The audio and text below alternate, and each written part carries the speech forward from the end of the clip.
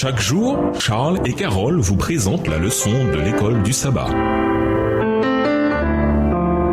Bienvenue dans votre émission. Dieu nous parle. Nous voilà à la leçon de mardi, la résurrection. Lisons Daniel 12 et versets 2 et 3. De quel événement parle-t-il ici et pourquoi, étant donné ce que nous comprenons sur la mort, cet événement est-il aussi important pour nous? Daniel 12 et versets 2 et 3. Plusieurs de ceux qui dorment dans la poussière de la terre se réveilleront, les uns pour la vie éternelle et les autres pour l'opprobre, pour la honte éternelle. Ceux qui ont été intelligents brilleront comme la splendeur du ciel et ceux qui ont enseigné la justice à la multitude brilleront comme les étoiles à toujours et à perpétuité. Daniel fait probablement la référence la plus claire de tout l'Ancien Testament à la résurrection à venir. Et tandis que nous réfléchissons à ce passage, nous pouvons apprendre des vérités très importantes. D'abord, comme l'indique la métaphore du sommeil, aucune âme immortelle n'habite dans notre corps. Les humains sont une unité indivisible, corps, âme et esprit. Dans la mort, la personne cesse d'exister et demeure inconsciente jusqu'à la résurrection. Deuxième chose, notre texte renvoie à la résurrection comme un renversement de ce qui arrive en conséquence du péché. En effet, l'expression traduite par poussière de la terre dans Daniel 12, verset 2 dans la version Darby envoie à Genèse 3, le verset 19.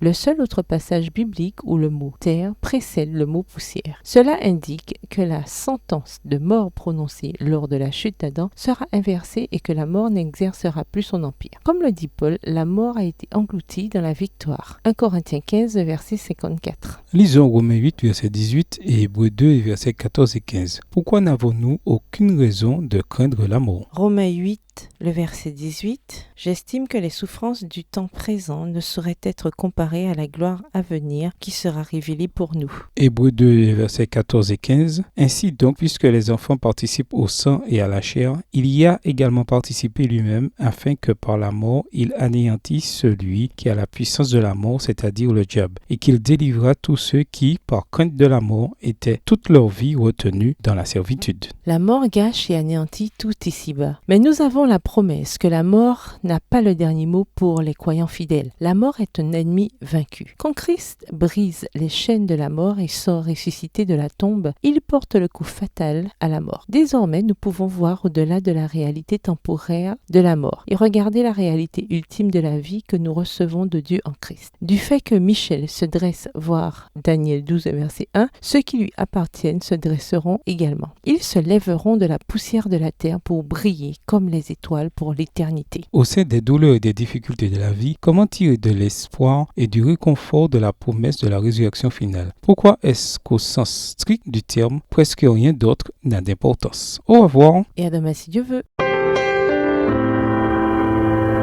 Dieu nous parle. Chaque jour, Charles et Carole vous présentent la leçon de l'école du sabbat.